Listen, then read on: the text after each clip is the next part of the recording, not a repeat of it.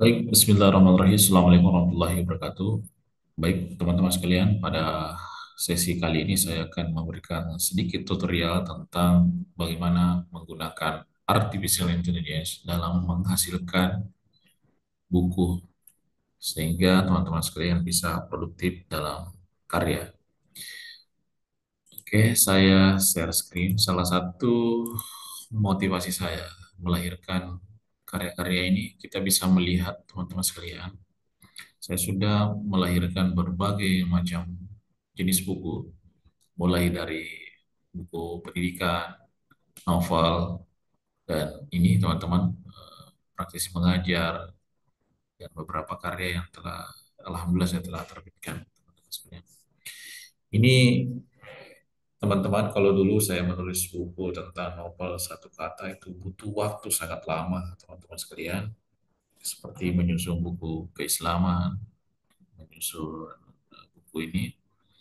Tetapi setelah adanya artificial intelligence, AI atau ChatGPT itu bisa membantu teman-teman ya. Baik, teman-teman sekalian, saya akan mencoba memberikan salah satu contoh bagaimana kita bisa meningkatkan produktivitas kita. Saya kasih contoh ini, salah satu ChatGPT yang bisa membantu teman-teman dalam melahirkan sebuah karya atau buku. Ini yang pertama, kita bisa perkenalan kepada ChatGPT. Saya adalah ini, misalnya saya adalah,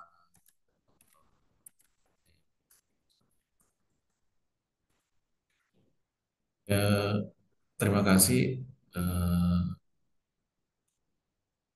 ini dia sudah tahu saya ya, teman-teman sekalian. Saya wakil rektor 2 pelaksana tugas kepala lembaga, dan mereka sudah tahu karena saya sering bercakap dan berikan informasi kepada artificial intelligence.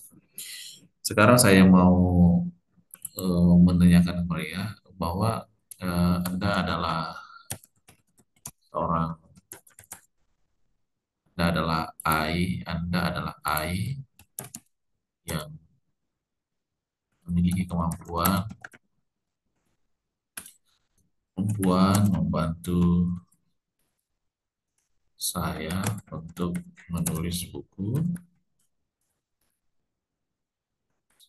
tentang, kebetulan saya sudah punya judul ya teman-teman. Judulnya itu tentang, sementara saya desain tentang Muslim cerdas di era 5.0. Ini bisa memancing kita untuk banyak bertanya ya. Jadi AI itu tidak selamanya membuat kita fokus secara murni hasilnya, tapi kita harus bercakap dan melakukan proses komunikasi sehingga kita memberikan informasi kepada mereka tentang info-info yang akan kita lakukan. Oke, itu ya. Eh, ini sekarang dia mencoba menjawab ya, seperti yang kita lihat di sini ya, dia sudah menjawab segala informasi tentang kita ya. Ya, dia sudah ya. Dr. Elime, saya siap dan mampu membantu Anda menulis buku tentang tema Muslim 5.0 pendidikan Islam di era cerdas di era AI ya, dengan pengalaman Anda sebagai akademisi, pemimpin dan peneliti di bidang pendidikan Islam, serta visi besar Anda membawa generasi Muslim unggul. Buku ini bisa menjadi legasi intelektual dan spiritual Anda di era transformasi digital. Ini beberapa outline dia sudah buatkan saya ini, teman-teman sekalian. Gua sudah membuatkan bab-bab buku yang akan bisa saya kolaborasi ya, saya kembangkan ke depan.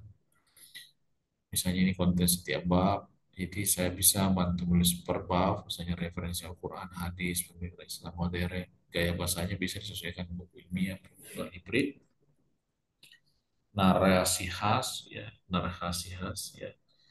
Usia bisa membantu menyiapkan kata pengantar, kata penulis, dan lanjutannya. Itu dia bisa, apakah ingin saya menuliskan pendahuluan hari ini?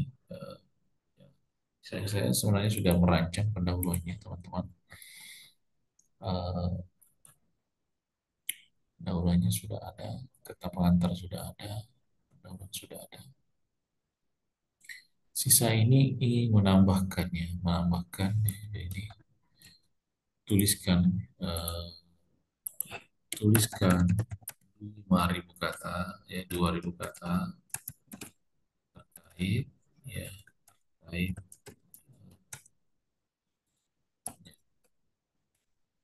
Ini kenapa harus kita pakai apostrof ya? Tuliskan 2.000 kata terkait revolusi industri 4.0 ini. Jadi kita berikan dia gambaran. Ini sebenarnya sudah ada outline sebelumnya, tetapi kita mau kembangkan.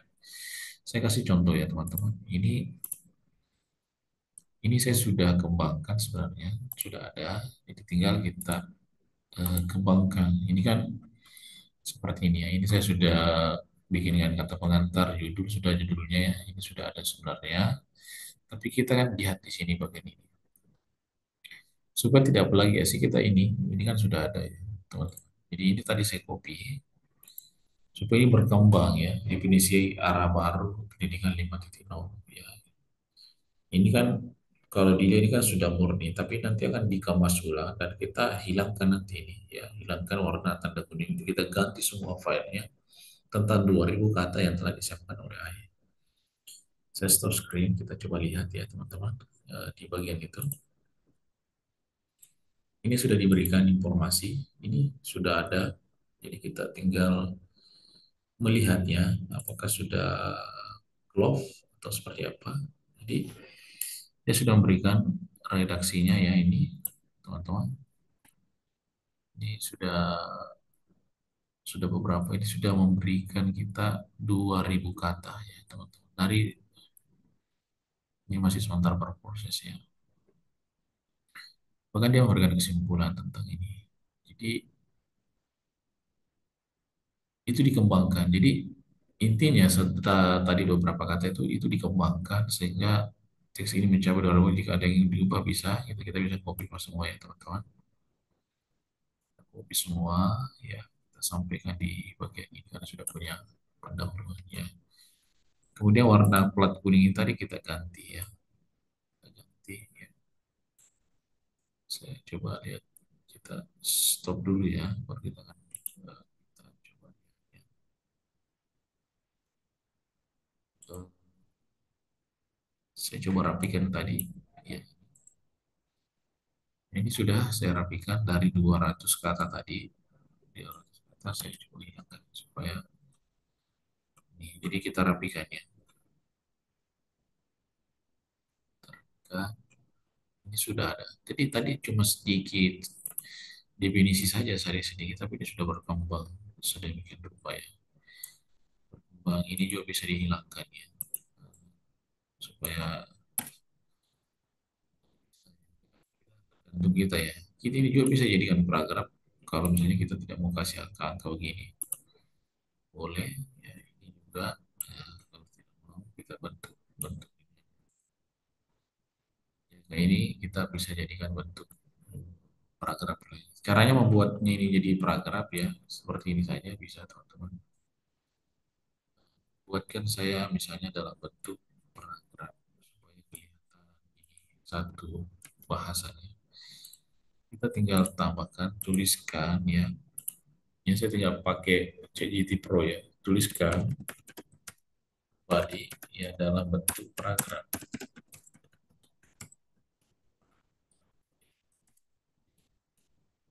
Klik semua saya kemudian kita tanda tanya.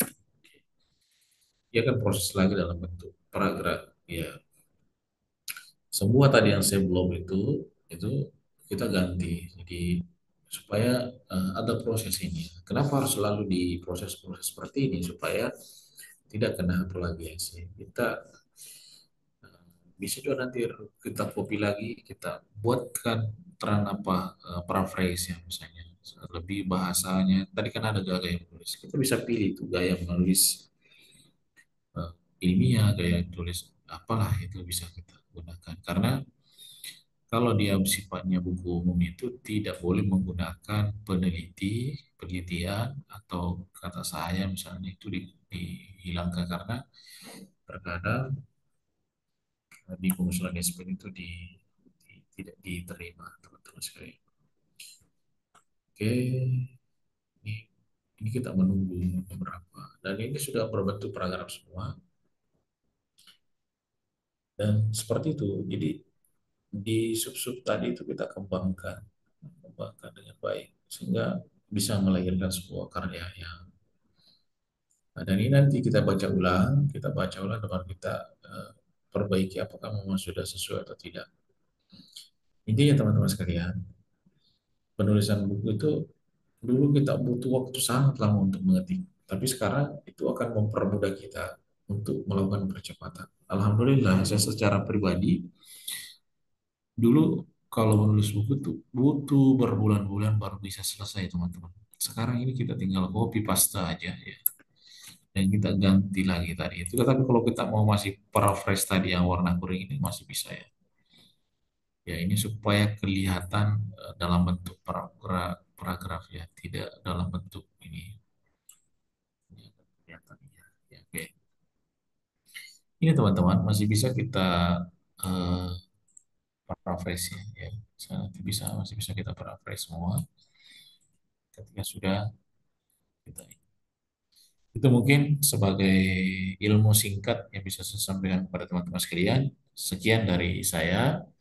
Mudah-mudahan dengan menggunakan artificial intelligence, kita bisa lebih produktif melahirkan buku-buku karya-karya kita lebih banyak lagi. Karena ingat, AI itu sebagai tools, sebagai alat untuk mempermudah proses kita dan mempercepat proses penyelesaian dalam suatu karya. Tapi ide dan gagasan itu masih berada pada individu diri kita masing-masing. Sekian dari saya. Wassalamualaikum warahmatullahi wabarakatuh.